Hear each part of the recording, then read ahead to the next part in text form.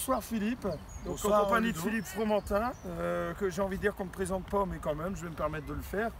Philippe Fromentin qui s'occupe des gardiens depuis le début de saison, en provenance de Ronques, nos voisins roncois.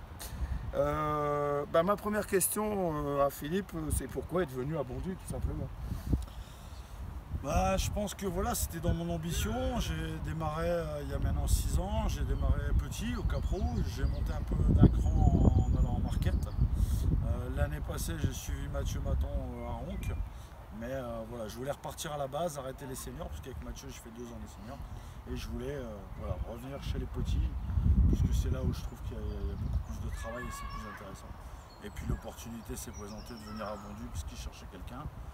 Par l'intermédiaire de Christophe Tess, et puis voilà, je suis arrivé là, je suis aujourd'hui heureux d'être à Bondy et fier. Et ben nous sommes heureux de t'avoir, sachant que apparemment tu n'es pas venu seul, puisque tu es venu avec un grand ami et ex-président de Ronques. Peux-tu nous en parler? Ouais, alors en fait, quand j'ai signé à Ronques, c'était Américo Ferrara, le président. On a eu quelques difficultés l'année passée avec le comité qui l'a tout doucement mis un peu sur le côté. Lui voulait revenir dans un club pour pouvoir réentraîner les petits, ce qu'il faisait à la base, et puis l'opportunité s'est présentée aussi de venir à Bondy en même temps que moi, donc on est arrivé là, et par l'intermédiaire aussi de 2 gardiens qu'on a amenés, donc Oscar qui est aujourd'hui gardien des 17, et Julien Zunik qui est aujourd'hui gardien et de l'équipe C, de l'équipe réserve, et puis de temps en temps en 19. Ouais. Voilà. On a eu l'opportunité de les voir et Voilà. ils sont performants. Et s'ils sont performants, c'est grâce à toi, passionné, investi, impliqué et puis talentueux.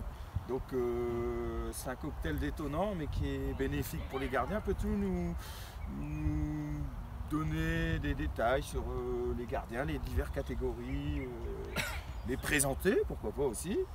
Même si ça fait un long résumé, mais c'est pas grave. Après, Il faut voilà, parler de tout le monde.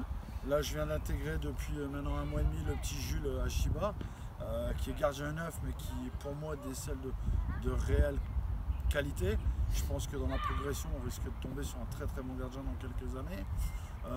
En U10, on a quelques, je vais dire, phénomènes aussi, puisqu'on a quand même Badis et puis Gaston qui sont vraiment pas mal. Et William qui est là depuis 2-3 semaines maintenant. En U11, pareil, on a Karl qui est vraiment bon et aussi Enzo, le fils de Nicolas, qui est vraiment intéressant dans le profil. En U12, on a Hugo et Antoine, 2 profils totalement différents, mais 2 bons gardiens aussi. Plus Arthur Durmort qui est plus sur l'équipe C. En U14, on a vraiment de la qualité avec Noé, Hugo. Ensuite, on a Arthur, dit la machine, puisque c'est le surnom qu'on lui a donné. Enzo aussi. Donc voilà, on a vraiment des bons gardiens. En U15, je les vois un peu moins, puisque c'est un peu plus compliqué pour eux par rapport à leur lieu de résidence et à l'école. On a Hugo et Ilan qui sont vraiment de bons gardiens. En U16, Yanis. En 17, Oscar. Et après, en 19, on a Adam et comment il s'appelle, Adrien, où c'est vraiment le début des entraînements spé pour eux, mais vraiment des bons gardiens. Julien Vanès qui vient de nous rejoindre, puisqu'ils ont arrêté les 19 à Ronques. Et en senior, 2 très très grands gardiens que sont Sean de Codin et Mathieu Vicentini. Plus à ça, vient s'ajouter Julien Zunik, qui peut jouer dans deux catégories. Non, voilà, il y a vraiment du potentiel à Bondy. Et puis ça travaille. On sent que c'est aujourd'hui des gardiens qui ont envie de travailler et qui en ressentent le besoin. Donc c'est très très bien. Moi je suis heureux d'être ici et de travailler avec des enfants et des adultes pareils. Puis on ressent une fusion quelque part entre toi et puis tout ce groupe de gardiens et gardiennes bien évidemment. Ouais, gardien, parce que j'ai oublié Amélie, la féminine, qui est là quasiment tous les entraînements, qui a quasi pas loupé un entraînement. Non, on est vraiment.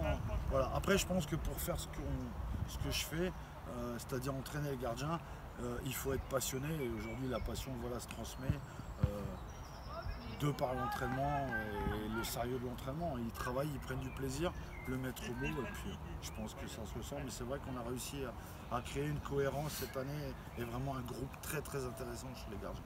Alors, je pense que je ne serai pas le premier à poser la question par rapport au poste spécifique de gardien, mais d'où vient cet amour pour ce poste-là, Philippe? Parce que Moi, c'est un poste qui est quand même à part par rapport au collectif. Alors, je vais donner juste deux mots. Il y a un reportage qui est passé à Canal+ la semaine dernière qui s'appelle En cage, qui est super intéressant, que j'ai mis sur le site des gardiens, où Grégory Coupé a 2 phrases. La première, c'est « Je suis pas footballeur, je suis gardien de but ». Et la deuxième, c'est « Je défends des couleurs que je ne porte jamais ». Et c'est exactement ça. Voilà. Je pense que ça reflète tous les gardiens. On nous dit fou, mais en fait, on n'est pas si fou que ça. Mais il faut, voilà, c'est un poste vraiment à part. Il faut aimer ce poste. Je pense qu'on est gardien, on ne devient pas. Moi, j'ai toujours joué dans les buts. Il y a vraiment en fin de carrière, quand j'étais en vétéran, je voulais prendre un peu plus de plaisir dans le champ. Mais voilà, de temps en temps, j'aime bien aussi les efforts. Puis on va mettre dans les cages, quoi. Je pense qu'on est comme ça. C'est une famille, c'est un clan à part. Mais voilà, je pense que les chiens font pas des chats. Et j'en ai l'exemple avec Sean de Coda, où son père était un très très bon gardien il y a quelques années. Et on voit qu'aujourd'hui ça continue. Donc, voilà, je pense que c'est ça. Voilà, super photographe. Il est d'une polyvalence des clichés exceptionnels sur les gardiens en mouvement. Et Eric, s'il nous regarde, voilà. Mais voilà, je pense bien. qu'on devient pas, on est gardien et on reste comme ça. C'est vraiment un poste à part, mais avec tellement de bonheur. Même si de temps en temps c'est des fois compliqué, mais voilà. Après, on sait que même si si nous faisons gagner le match à notre équipe, on ne sera pas forcément récompensé. Mais c'est comme ça, je pense que... Ouais, malheureusement, c'est un peu plus vrai dans les mentalités actuelles, mais on reconnaît plus les erreurs, les boulettes du gardien que les exploits répétés de ces derniers. J'avais un entraîneur il y a quelques années qui me disait « Mais tu sais, chez Féfi, tu seras toujours critiqué sur un but que tu vas prendre, jamais sur une lucarne que tu vas aller chercher. » Et c'est la vérité. C'est la vérité. Voilà, après, je pense qu'on a quand même... Moi, j'ai eu le bonheur de côtoyer des grands gardiens. Moi, mon idole, c'est Michel Etor, avec qui j'ai fait des formations et avec qui j'ai lié une amitié vraiment très intéressante. Mais ouais, c'est le maître mot et c'est, je pense, quelqu'un qui m'a inculqué le fait d'être passionné et d'apporter du plaisir aux enfants. Et je pense que c'est la base. Et quand on travaille avec du plaisir, on obtient ce qu'on veut de tous nos petits jeunes. Voilà. Bon, et en parlant de plaisir et de passion, d'où vient cette passion pour le Paris Saint-Germain ? Qui doit, à mon avis, pas dater de maintenant, de l'époque Rai, Valdo. Un petit peu après, je te dirais. Moi, un petit peu après. Voilà, je suis vraiment devenu supporter du Paris Saint-Germain, un vrai supporter, en 2004. Alors, c'est l'année où j'ai connu ma femme, mais c'est l'année où Paoletta a signé au Paris Saint-Germain et j'adorais ce joueur. Alors, malgré le fait d'être gardien, j'ai toujours adoré les attaquants. Pourquoi, je ne sais pas.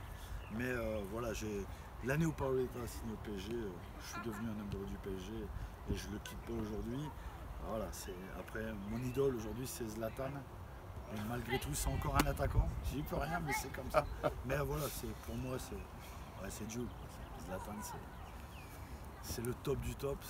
C'est quelqu'un qui peur de rien.